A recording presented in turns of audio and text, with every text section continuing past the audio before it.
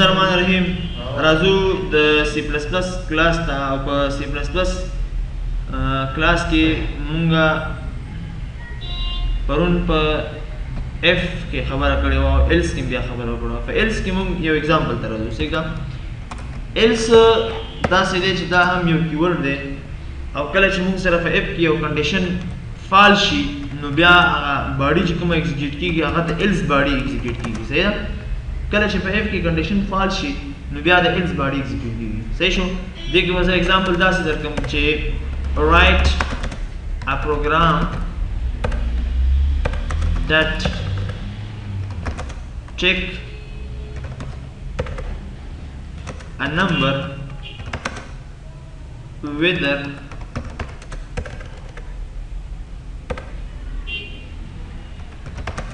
it is positive, yeah, it is a negative, yeah, it is even or odd. صحیح شو؟ یو پروګرام ولیکئ چې په هغه کې یو نمبر چیک کړي چې آیا دغه نمبر زموږ سره اډ دی که ایون دی. صحیح ده؟ سمپل دا مختلفو طریقو باندې موږ کولی شو. خو موږ دلته تاسو ته چې کله څوک یو پروګرام درکوي تاسو ته به د هغه ښیي که نه چې آیا دا په څه باندې وکړي. یوزینګ ایلس، اف ایلس په استعمالېدو سره تاسو دغه پروګرام څنګه کوي دا وکړئ. زه به راشم سمپل عرفان الله خان دا خو پېژنې که نه چې دلته څه ویل کېږي. زه لیکم هش انکلوډ دلته څه وایي هش انکلوډ iostream ډاټ اچ. دا هش انکلوډ iostream ډاټ اچ ما ولیکو. دلته څه ویل کېږي دا جو باډي اولنۍ راغلی وستا دلته څه وایي ښه خیر وروستو درسونو مته وګورئ. د هش انکلوډ ته اصلا کې پری پروسیسر ډایرکټیو ویل کېږي او دغه هش سمبول چې دی دې ته نمبر ساین وایي. دا د پری پروسیسر ډایرکټیو د سټارټینګ نشان دی او دغې ته لایبرري ویل کېږي. لایبرري چې ویل کېږي لایبرري.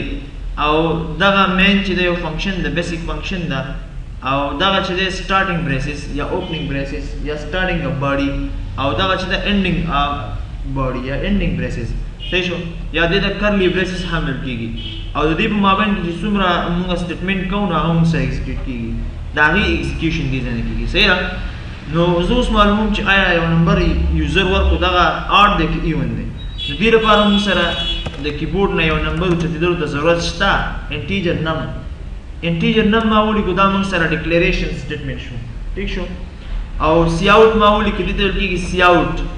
او دا کوم دغه اپریټر چې ما ولیکو دې ته ویل کېږي چې انزرشن اپریټر. صحیح ده؟ او په دې ځای کې ډبل کوټ زه ورکومه د دې لپاره چې زه دوی په منځ کې سټرنګ لیکم. نو زه ورکوم چې انټر او دغه سټرنګ چې دی ته هر څه ورکولی شي. انټر نمبر ټو چیک. ټیک شو؟ او دې نه وروسته سیمیکالن زه لګوم چې دا سټیټمنټ زموږ سره اینډ شو. سی ان زه لیکم چې زه په رن ټایم کې یوزر نه ویلیو واخلم لکه څنګه چې په سی پروګرام کې مونږ سکینپ لیکو. صحیح ده؟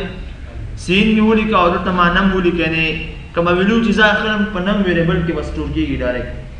د ده نه وروستو چې کله ما دا کار وکړو نو زه اوس راځم اف باندې زه خپله دغه نمبر چیک کومه.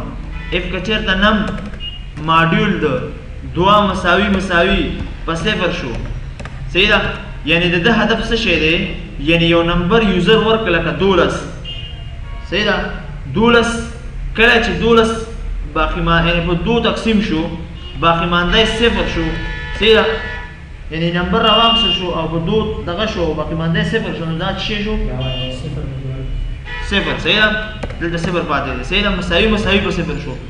نو دغه عدد نو دلته زه راځم ورته وایم چې سی آوټ ورته وایم چې this is یا لیکم چې داسې هم کولی شم ګوره ډایرکټ دلته ولیکم چې نم هغه نمبر که نه کوم نمبر چې یوزر ورکړی بیا ورته ورکړم ورته وایم چې اس چې ایون دا به جفت عددي. صحیح ده؟ چې باقي مانده 0 شي لکه لس چې په 2 تقسیم کې باقي مانده څه راځي؟ 0 راځي که نه.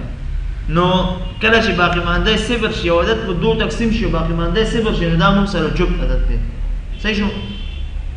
نو دې ځای کې ما ورته ویلې چې نم اس ایون کله چې دا کنډیشن ټرو شو او ایلس کې ورته زه وایم چې دا نمبر به څنګه سی آوټ نم odd اول ته وایم چې is odd صحیح شو اوس تاسو ګورئ چې څه چل کی کنټرول F9 اوس ګوره انټر نمبر ټو ټیک examples ور کومه 2 نو ګوره دې کې دي چې 2s e1 ګوره هغه نمبر یې ماته واپس راکړه چې 2s a1 که زه راشم واپس دا بیا ایکزیکیوټ کوم زه یو طاق عدد درکوم صحیح ده چې طاق مونږ ته راکړي که نه 3 نو ګوره 3s odd ګوره دلته کله چې پروګرام ایکزیکیوشن وشي او اول د دې ځای نه سټارټ اخلي اول موږ سره دا میسج پرنټ کیږي انټر نمبر ټو چیک هغه دې ماته پرنټ کړی په سکرین باندې کنه بیا چې کله زه نمبر ورکم دا 2 مې ورکړ دا 2 زی په دې نم ویریبل کې په ویریبل کې